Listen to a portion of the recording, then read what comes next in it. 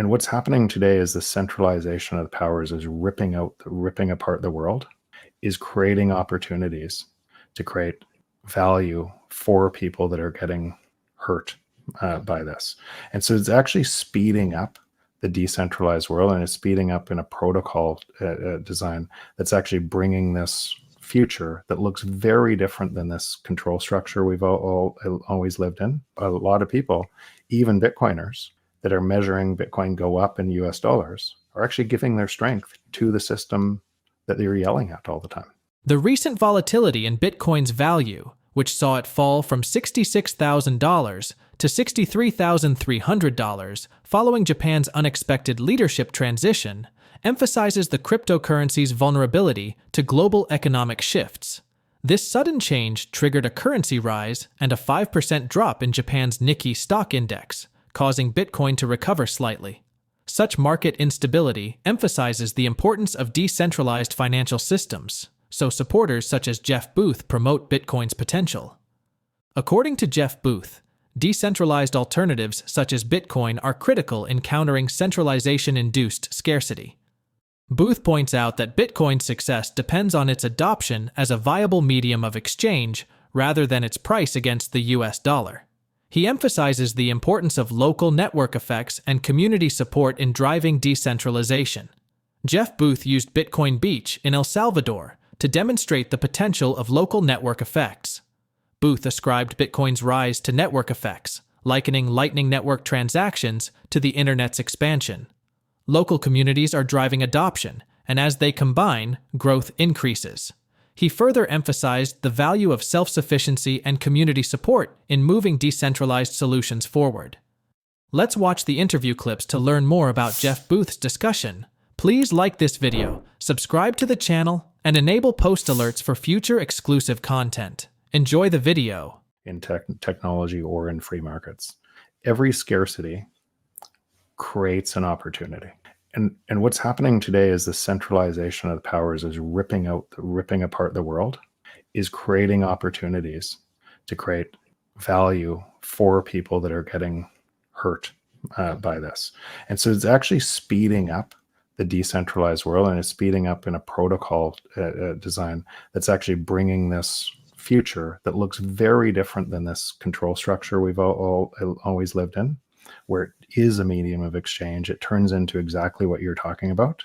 And it's caused by the very same thing, that scarcity of people understanding this and moving their time to create value. We knew that the layer 2 would have to be the US dollar, and that would destroy Bitcoin eventually. It would, if it fails as medium of exchange, it fails as a store of value, just like gold. Because most people that are pricing it going up in US dollars are actually contributing to the centralization, right?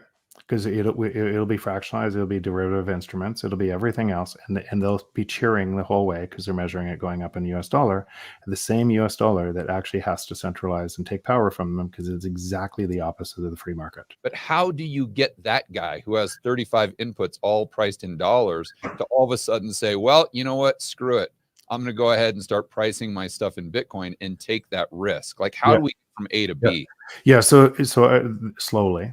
At first, and then fast, and in some countries it happens faster because their currencies are worse than our currencies, but I was just at breakfast today, and somebody said, well, I would love to charge in Bitcoin, but will anybody pay?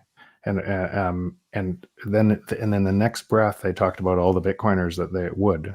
Right. That whole thing is if you know for sure, like if it stayed decentralized and secure, if you can handle the volatility, is worth way more. To try to copy what was happening at Bitcoin Beach in El Salvador, that then moved into El Salvador, we said, what if we could create a small enough community, 150,000 people, that is insulated? With President of Madeira said, and it would have to be self-sufficient. They'd have to grow all their own food. So it's supportive, but it has to start somewhere, right? It has to start with, like you said, what ends up happening in network effects, even if you just said in Bitcoin, if there's only one vendor in Vancouver that's going to take Bitcoin, and I have to get on a bus or drive an hour to be able to get to use that vendor, I won't keep going to the vendor, right? And then because I don't keep going, there's not enough people using it, then they turn it off, and it starts. So network effects happen locally or where you're trading a lot.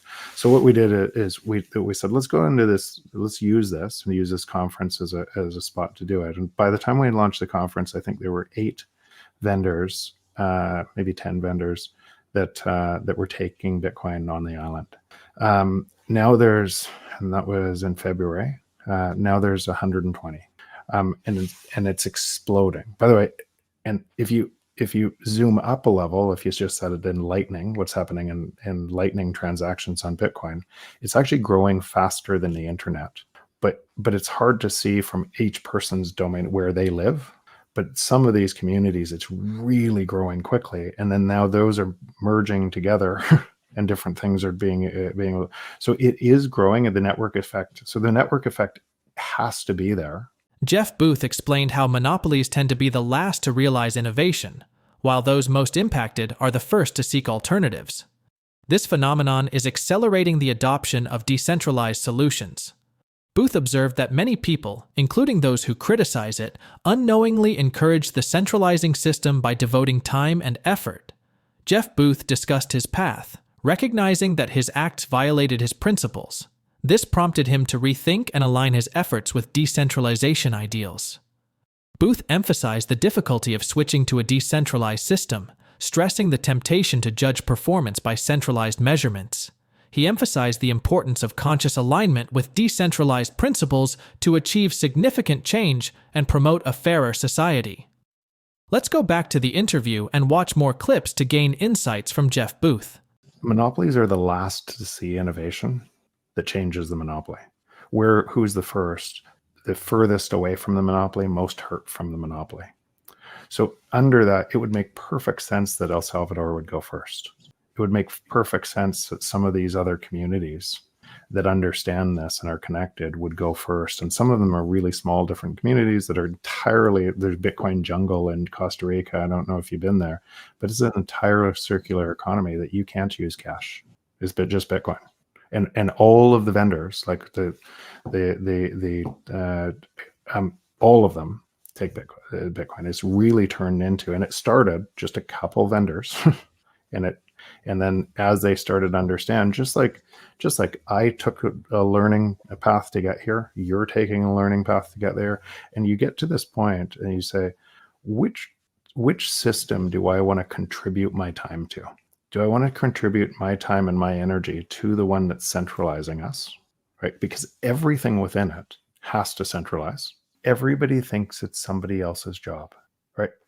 So that what ends up happening is, and you rely on other people to make decisions over and over and over. Somebody else has got this. And you live within the currency regime that they determine that is stealing your time, and you are giving, as you're getting your energy sucked from you as you give it more energy. Look at the political system in the US today. Both sides of that equation are the exact same argument. Who gets to and look on Twitter or anything else. It's just complete nonsense. But both people are so sure that they're right, and they're giving more strength to a system that's stealing from them. Both sides, and they are convinced that the other side's wrong so it's warping all of our time. And it does the same thing in Argentina. It does the same thing in Nazi Germany, and people get so sure that it's those other people when it's actually the system, and it happens everywhere. I realize I'm speaking on Bitcoin all over the world. I'm talking to politicians. I'm talking to the biggest money cap providers and everything else. And 90% of my energy is invested in fiat companies, and I'm on boards of fiat companies and everything else. I actually woke up one night with almost like a panic, and I'm the biggest hypocrite around, because I know what's happening. I know this is centralizing, and what I'm actually doing by contributing to it is actually making it worse for me. I might win more than the next guy, but everybody's losing in that system. And that's actually why we created Ego Death Capital, or one of the reasons we created it, because I needed to move my time intentionally from the system that was centralizing to the system that was decentralized, to the free market system. And I wouldn't have seen, by the way, but I had to do that for me, no matter what the cost, because I couldn't. It was such a hypocrite in it, right? I was talking about this while spending all my time in the system that was centralizing, and I knew it. So, but by doing it, what I got to see and what I get to see is, and when you see kind of all of the different things that people are building that give you hope for we do have a path. You just want to do more. We have a really good path, and it's getting more and more exciting. You want to do more. But I also understand from the same thing, because I had to go through it myself. I understand everybody else is just going through that same thing in time. And a lot of people, even Bitcoiners that are measuring Bitcoin go up in US dollars, are actually giving their strength to the system that they're yelling at all the time. According to Jeff Booth, the centralization of authority produces scarcity, opening up opportunities for decentralized alternatives. Bitcoin's success depends on being a viable means of trade. If it fails, its worth as a store of value will fall. Booth argued that pricing Bitcoin in US dollars promotes centralization via fractionalized and derivative products. The adoption of Bitcoin requires a gradual shift, which may be accelerated in nations with unstable currencies. Meanwhile, Bitcoin's price drop comes shortly after Bitcoin's 14% surge following the U.S. Federal Reserve's 50 basis point interest rate cut 2 weeks ago. The rate cut had strengthened investor enthusiasm, but Japanese political developments have now added volatility to the market.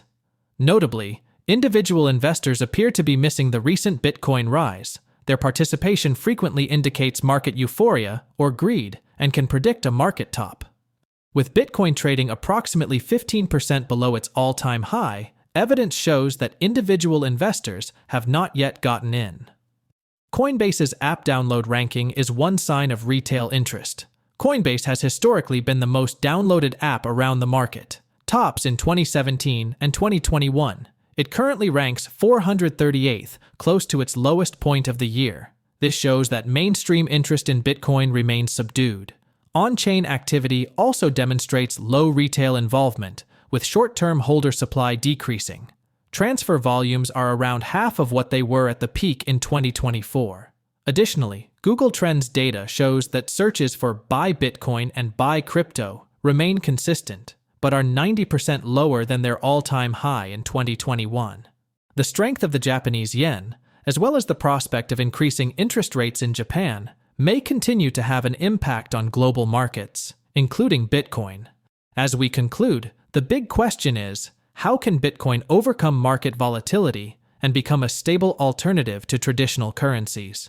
Please drop your thoughts in the comments below, share this video, and hit your thumbs on the like button. Thanks for watching. Don't forget to subscribe.